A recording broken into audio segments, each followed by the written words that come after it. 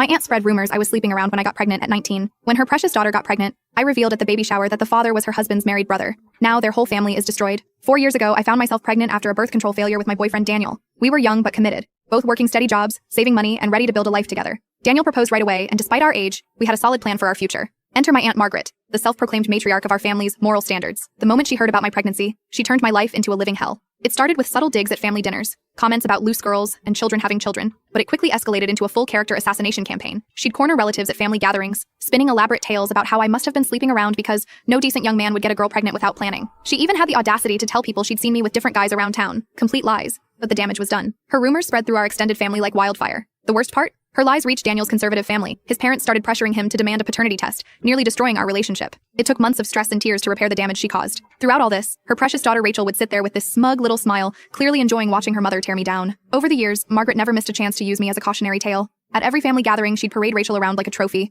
bragging about her perfect grades, her proper boyfriend from a good family, and how she was doing things the right way. Rachel ate it up, adding her own little jabs about how she'd never end up like some people. Fast forward to 2 months ago. Rachel announced she was pregnant, and Margaret went into full grandma mode. She immediately started planning the most extravagant baby shower our town had ever seen. The whole time, she kept making these pointed comments, comparing Rachel's blessed event to my youthful mistake. Then came the twist of fate I never expected. My friend Nina, who works at the country club where Margaret's family are members, sent me a photo that made my jaw drop. It showed Rachel in a very intimate embrace with Vincent, Margaret's brother-in-law. Yes, Rachel's married uncle. I sat on this information for days, watching Margaret and Rachel continue their holier-than-thou act. Rachel had told everyone her boyfriend was away for work, a convenient story no one questioned because, after all, she was the good one. Every time I saw Margaret at family functions, she'd make some snide comment about my past, completely oblivious to her daughter's secret. The baby shower was exactly as over-the-top as expected. 50 women from Margaret's social circle, all gathered in her pristine backyard, sipping champagne, except Rachel, of course, and celebrating this perfect pregnancy. Margaret was in her element, making her usual speech about how wonderful it was that Rachel had waited until she was ready and done things the right way. That's when I decided enough was enough. During the gift opening session, when Rachel was cooing over some overpriced baby outfit, I stood up.